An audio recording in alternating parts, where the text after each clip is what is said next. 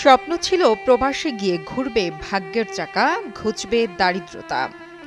বুক ভরা সেই আশা আর স্বপ্ন নিয়ে আসলাম উদ্দিন পাড়ি জমিয়েছিলেন প্রবাসে।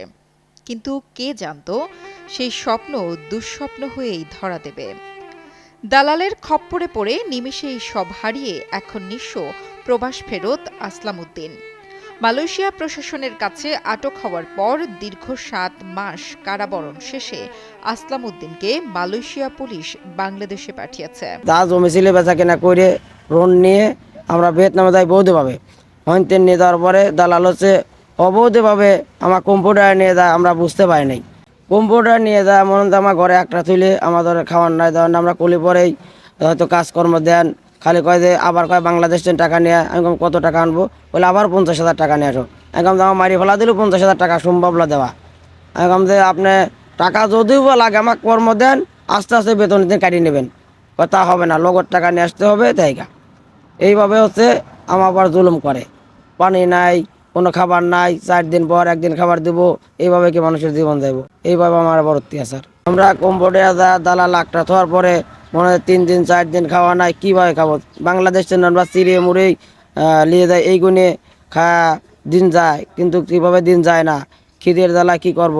আমরা যেভাবে বাড়িতে যোগাযোগ করে আমরা মালয়েশিয়া অবৈধভাবে ঢুকি, ওরা ঢুকার সাথে সাথে আমার ইমিগ্রেশন পুলিশ ধরার পরে আমাদের 7-8 মাস জেল হয়ে যায়। তারপরে আমার বাংলাদেশ চলে আসে খুবই কষ্ট করে।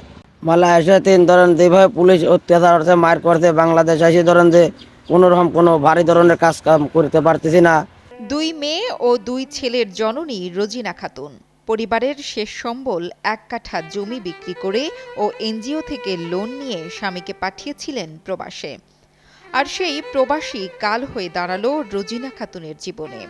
এনজিও লোন পরিশোধ করতে না পেরে চোখে মুখে এখন হতাশার ছাপ। সন্তানদের নিয়ে অনিশ্চয়তার মধ্যে ভবিষ্যৎ দিন গুনছেন। আমার স্বামী ওখানে না থাকতে পারে, বাড়িতে অনেক করবে লাগলে বললে যে ধরো আমায় এখানে যদি মরে আসো হয় তবুও আমার কেউ এখান থেকে নেওয়ার মতন কোনো সুযোগ নাই কারণ। তাইলে আমার কিছু টাকা যদি এখান থেকে আবার যদি ধার দেনা করে আনতে পারো তাহলে আমি এখান থেকে বাঁচবো, না হলে পরে আমার এখান থেকে মরে গেলে মনে করো যে আমার একটা পশম কেউ এখান থেকে খোঁজ দিবে না। তো কী করবো, দেখলাম যে আমার পোলাপান নিয়ে আমি অনেক সাগরে বাসতেছি, যেটুকু জমি ছিলে ঘরে অনেক কিছু যাইছিলে বেচকিনে কিছু এনজয়ের টাকা জোগাড় করে কারণ আমার সামনে পাঠাইছে, তাহলে আমি কী করে আর টাকা পয়সা গোছাবো।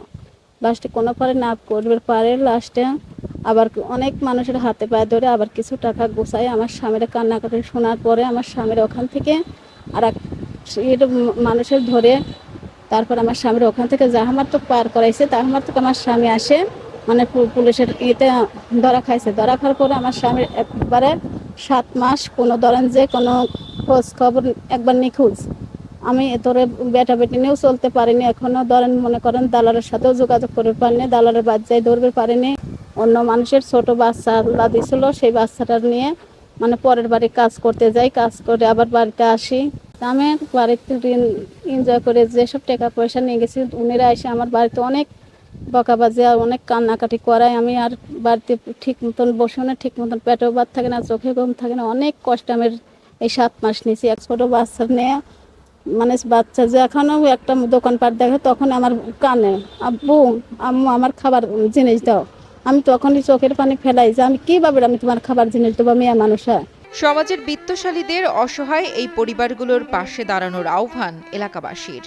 আমাদের এই পরিবারটা একদম দরিদ্র পরিবার। আমরা 2টা ভাই, আমরা হচ্ছে দিন এনে দিন খাই। আমার একটা ছোট্ট একটা চার দোকান আছে, আর বড় ভাই আপনার হচ্ছে এই ইট ভাঙা মেশিনে কাজ করে। তো যাই হোক, বিদেশে যাওয়ার জন্য দালালের কাছে টাকা দিয়ে দালাল হচ্ছে আপনার দালালের খপ্পরে পরে এখন আমরা সর্বহারা। এক কথা আমরা সর্বহারা। এখন আমাদের সংসারে এখন আমার ভাই তো মনে করেন যে নিঃস্ব হয়ে গেছে।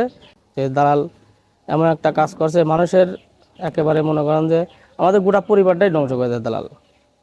তার মনে করেন 4টে বাচ্চা, তাদের খুবই অভাবে এখন চলতেছে। যদি এখন যদি সরকার এর পেলে কিছু সাহায্য করে তাহলে হয়তো সে একটু ভালোভাবে চলতে পারবে। ঠিক আছে।